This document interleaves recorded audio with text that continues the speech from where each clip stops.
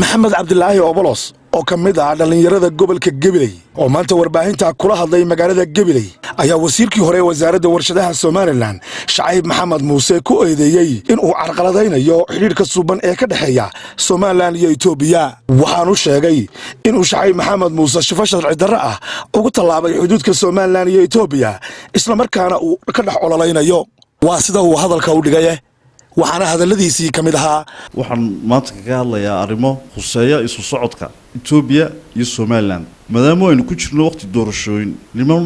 musharaxiin ah oo sheeganaya musharaxiin horena xilal u soo qabtay ilaa heer wasiir ayaa waxa jira walaalayaal inay ku xadgudbayaan isu socodkii labada dal ka dhaxeeyay iyagoo halkii ay ka gali lahaayeen dalka Itoobiya ee saxday iyagoo heli kara inay nidaam sharciya u maraan gelitaanka Itoobiya waliba loo qaabilo sifo diblomaasiyahan meel alaala meeshu doonayo uu ka tii kara Itoobiya ayaa waxaad arkaysaa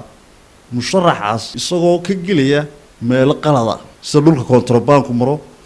waxyaabaha tuugadii ay ka galaan dabadeed dalkii kale intuu dhex tago doonaya inuu ka dhex ololeeyo maaha inaan ku xadgudubno dalka aynu jaarka nahay taas waxay wiiqaysaa diblomaasiyadda isu socodka ee ka dhaxeeya Soomaaliland iyo Itoobiya musharaxaas waxaan u sheegayaa markaad xuduudka ka talaabayso waxbaa kugu dhici kara si qalada lagu arki karaa waxay ceeb ku noqonaysaa iyo meel ka dhac dalka Soomaaliland iyo xiriirka ka dhaxeeya Itoobiya adoo mari kara halka laga galo ee borderka shuruudaha isu socodkana buuxin kara sababta keentay inaad tuugaysi ku gashaa mid ku qurux badan maaha sidaa darteed musharaxaas mar dambe yaanu qaladkaas gelin dowladda Soomaaliland iyo dowladda Itoobiyana arrinkaas fiiro gaar ah ha u yeelato sababtoo ah aan tan u leeyahay musharaxaas hore wuxuu ugu geystay dhibaatooyin isagoo mas'uula dad Itoobiyana sifo qeyr sharciya oo keeni karta in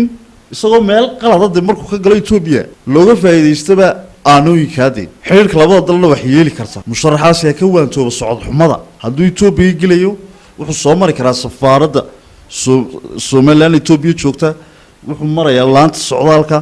iyadoo la og yahay dalka Itoobiya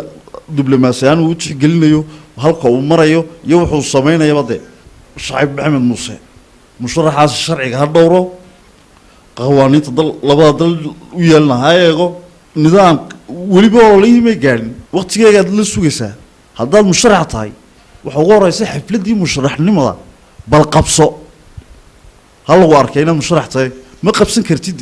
diyaarna uma tid waa Saciid Nuux Kibaar Saciid Madoobe telefishinka caalamiga ee Ariel gobolka Gabiley.